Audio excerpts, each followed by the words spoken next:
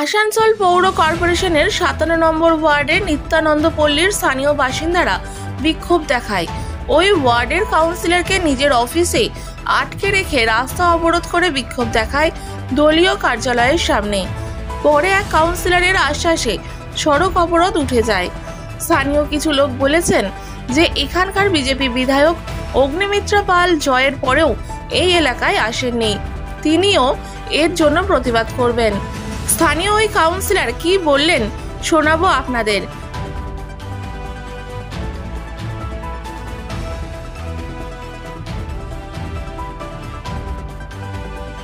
আমরা রাস্তা আর ড্রেনের জন্য পথ অবরোধ করছি, কারণ খুব বৃষ্টির জলে আমাদের বাড়িতে নালির জল ঢুকে যাচ্ছে। এ কারণে আমাদের ঘরের বাচ্চারা স্কুল যেতে পারছে না, গাড়ি বেরোচ্ছে না, এবার আমরা বাইরে বেরোতে পারছি না। কাউন্সিলর তো আমাদেরকে দেখছে না।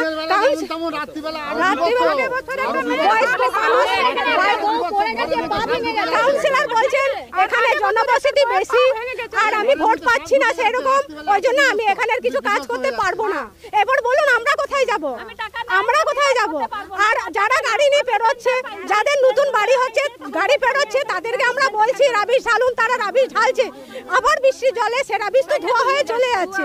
তাহলে আজ আমরা 15 বছর 16 বছর কেউ কেউ আছে, আমরা আজ 7 বছর আছি, এইরকম চলছে।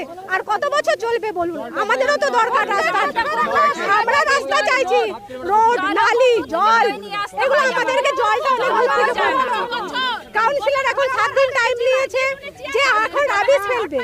এবার 7 দিন পরে রাবিশ যদি না ফেলে তাহলে আমরা আরো বড় স্টেপ নেব আর আমরা উপর মহলে যাব যাতে আমাদের ঢালাই রোড আর নালি হয়ে যায়। আমার নাম সোনালী গোস্বামী। হ্যাঁ নিশ্চয়, 7 দিন দেখি কাউন্সিলর 7 দিন টাইম দিয়েছে, 7 দিন দেখি। 7 দিন না হলে 7 দিনের মধ্যে যদি উনি করে ব্যবস্থা নেয় তো আমাদের মেয়রের কাছে যেতে হবে। আপাতত আমরা বলেছি সঙ্গে সঙ্গে তো ঢালাই রাস্তা হয় না। হ্যাঁ কাউন্সিলরকে নিয়েই আমরা মেয়রের কাছে যাব, কাউন্সিলরকে নিয়েই আমরা মেয়রের কাছে যাবো। কেন এতদিন ধরে আমরা কাউন্সিলরকে অনেকবার এসে বলেছি রোডের জন্য, উনি কোনো স্টেপ নেয়নি, মানে গা ছাড়া দিয়ে দিয়েছে। অথচ নিজেদের গ্রামটা কিন্তু সুন্দর করে সাজিয়ে নিয়ে গেছে, রোড জল নালি সবই আছে, আমাদের গ্রামে কিছু নেই। প্রথমে যখন বলা হয়েছে উনি বলেছেন নিত্যানন্দ পল্লীতে আমরা কোনো কাজ করব না, ঠিক আছে। আমরা তার জন্য 3-4 বার করে জানি না, উনি বলছেন ওখানে ভোট পাই না, তো ভোট পাই না তো 15 বছর ধরে উনি এখানে কি করে গদির মতো বসে আছে? জিতলো কি করে সেটা বলুন। আমরা যদি ভোট না দিই উনি 15 বছর কি করে? তাহলে উনি 56 ভোট পেয়ে জিতেছেন, তাহলে উনি 56 ভোট পেয়ে জিতেছেন।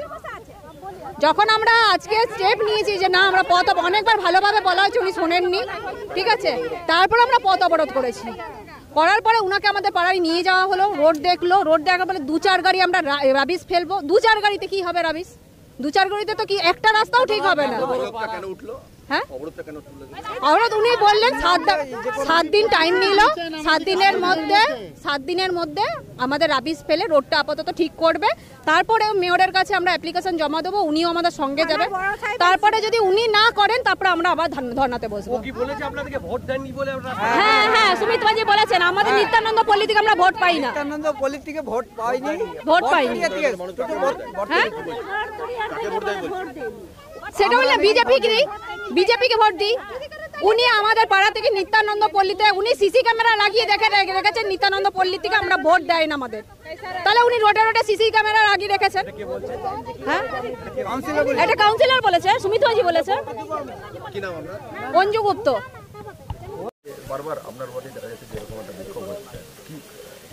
দেখুন প্রথমবার 2015 জন আমি প্রথম কাউন্সিলর হই, তখন 67 লাখ টাকার এখানে একটা কাজ দিয়েছিলাম। সেই কাজটা অলরেডি টেন্ডার হয়নি, সেটাও এদেরকে নিয়ে গেলাম। সেই ফাইলটা কিন্তু কর্পোরেশনে নেই, পরিষ্কার কথা বলছি, সেই ফাইলটা আমরা খুঁজে পাইনি। এইবারে সেকেন্ডবারে যখন কাউন্সিলর এলাম তখন আমি এখানে 26 লাখ টাকা টেন্ডার একটা দিয়েছি, মানে কাজ দিয়েছি, রাস্তা প্লাস ড্রেন আর 2-4টা কালভার্ট আছে। তো এবার ওইটা টেন্ডারের মুখে আছে। এবারে আমি এদেরকে বললাম যে দেখুন আমি তো কাজ দিয়েছি, আমি তো না দেওয়া হয়নি। আর আমাদের কোটা তো আপনারা জানেন যে যতটুকু কোটা দিয়ে আমরা তো কাজ দিই, আমাদের তো টাকা দিয়ে দিচ্ছে না যে টাকাটা আমি ঘরে ঢুকিয়ে নিচ্ছি। আর এইখানে তো আপনারা এটাও জানেন যে এখানে একটা আমাদের বিধায়ক হচ্ছে বিজেপির অগ্নিমিত্রা পাল, একটা সাংসদের কোটা থাকে, একটা বিধায়কের কোটা থাকে, একটা কাউন্সিলর কোটা থাকে। তো কাউন্সিলর কোটাতে আমার যা ওয়ার্ড, আমার মনে হয় আসানসোল কর্পোরেশনের 100টার মধ্যে সবচেয়ে বড় ওয়ার্ড 100, আমাদের 57 ওয়ার্ড। এবার বলুন আমি যা কোটা পাচ্ছি সেটা তো আমি করে দিচ্ছি, আমি তো না করা হয়নি। এবারে আমি ওইটা বললাম যে যখন টেন্ডারের মুখে আছে, আজ না হোক 7 দিন পরে হবে, টেন্ডার হোক আমি করে দেবো।